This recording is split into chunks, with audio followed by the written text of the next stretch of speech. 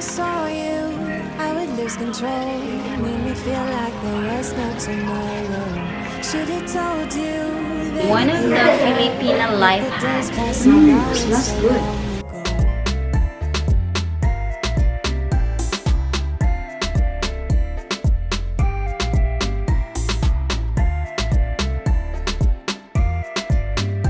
Good morning. So in today's video, we are going to make scrambled egg with mushroom. We have here 3 turkey eggs, and then we have some mushroom. Yeah, I drained the water. Tomato, onions, and then garlic. Why are you looking at me like that? While doing some breakfast, I drink some tea. I forgot.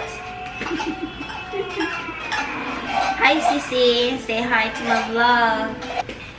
No, just say hi to the camera. 3 cloves of garlic because I like using garlic.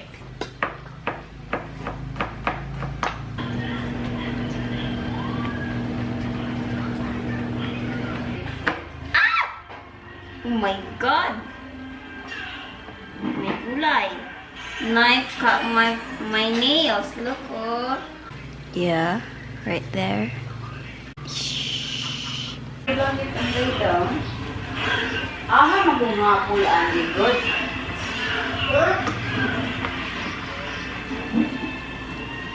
Mas inut yung mushroom tino nga, wa pa nahiwa tino.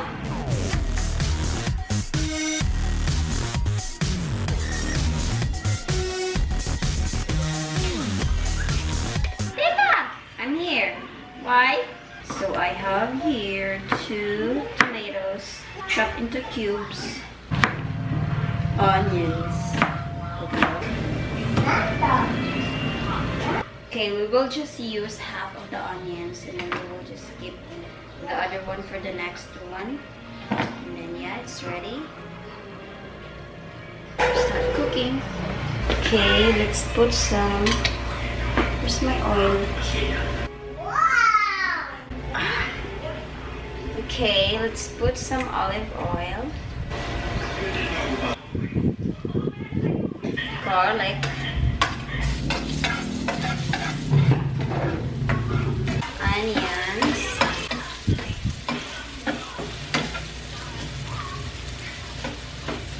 next the mushroom.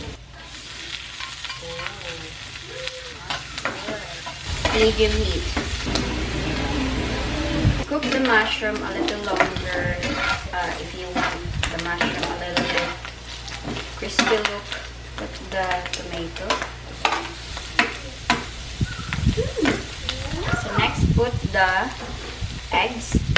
By the way, this is turkey eggs, so the shell is a little bit harder. The difference with turkey egg and chicken egg is the shell.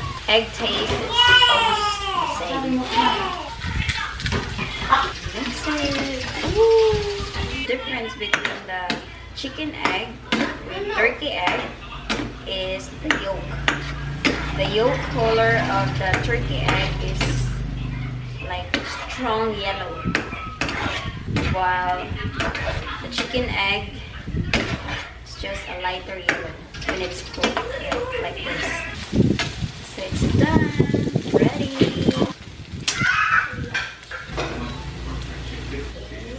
Smells good. It's really good. I'm glad to include mushroom. Then rice.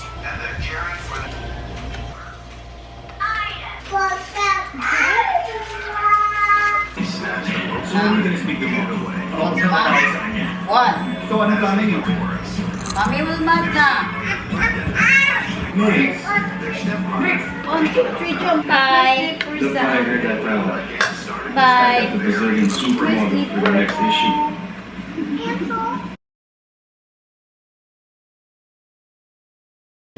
So one of the Filipina life hacks, empty bottle of body wash, and then we are going to mix the water and the dishwashing liquid here. I'm a little bit naughty. I'm a little bit too consumed, but every part of my body is telling me to run away. So we have a little of dishwashing liquid. Now we're going to pour some water. Yeah, you're a little bit crazy. It's been days, but you never change. There you are. We have now dishwashing liquid with water, mixed with water. This one lasts, I think, a week. Yeah, and then I think it saves you money a lot by doing this one, right? And also, if you use only the dishwashing liquid alone, it makes your plate smells like soap. So I think it's better to dilute in water, right? Flow got to do with it. He comes around, better knock that stuff down. Come a little bit closer. Yeah, yeah. Come a little bit closer. Yeah. To all my ladies who got a brother that doesn't treat them right, put your finger right in his face and tell that man bye-bye. I'm too fly. Tomato in the garden. Bye-bye. Hi people! Hi sister!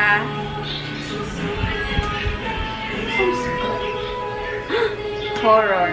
Yeah, so in today's video, we are going to cook the Filipino dish, which is pancit. We call it bihon here in Mindanao. So right now, my sister is chopping meat. Then I chop some carrots.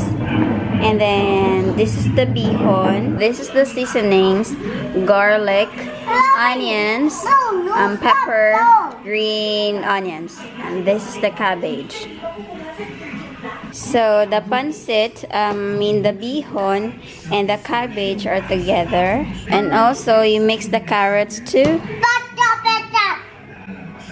Why?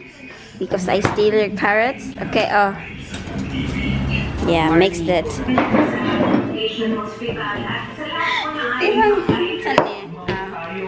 So we are going to marinate. So this is the toyo.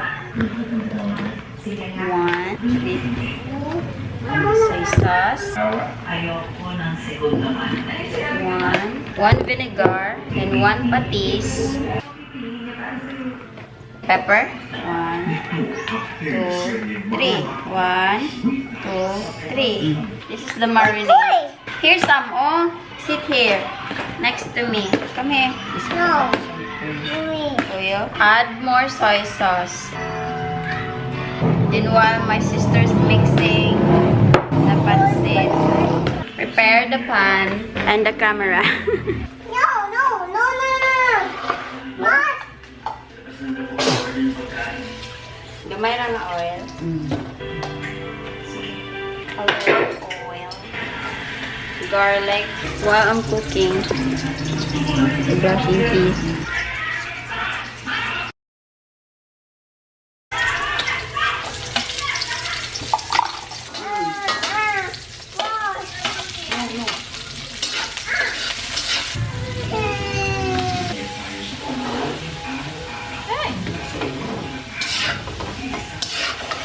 And then put the meat.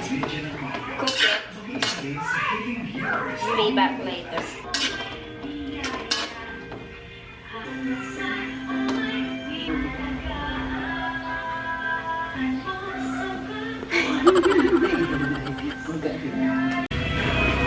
Put water. 1 cup water. Boil until the meat cooked. Cover. We have small cover. Salt, 2 teaspoons. Taste the meat if it's cooked or not.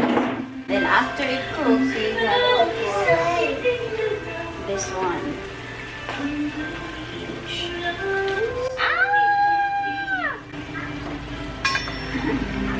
Every time I cook, it's very huge, you know?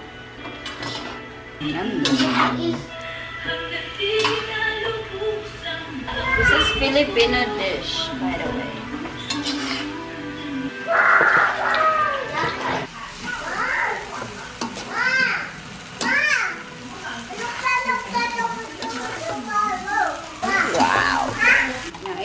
kani. Gamatoy. Oy!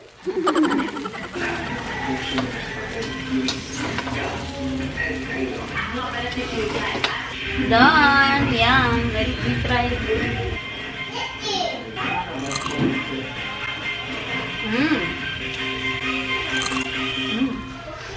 Good. Papako. So I have here bread. We usually eat sandwich with bread. Then we usually have pancit every birthday celebration because there's a saying that pancit definition of long life. That's why we always have it during birthday. What? There you are again. Sitwasyon mo sa sitwasyon ko. Eat some, eat. Eat some, eat. Family and etc. So I just made it for everyone, like something but then food for your family and etc. So I just made it so that my relatives come here and then they celebrate Mabuhay with us. Let's see.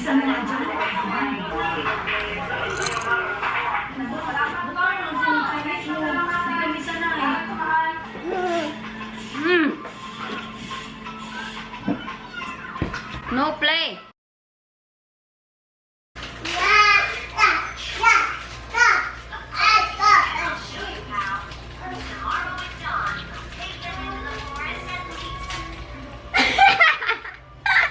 If you haven't subscribed to my channel, please subscribe so that you will see more videos of me traveling around Philippines, other countries. Also, if you wanna see more videos of Mindanao, my home life that you'll never see in the other channel.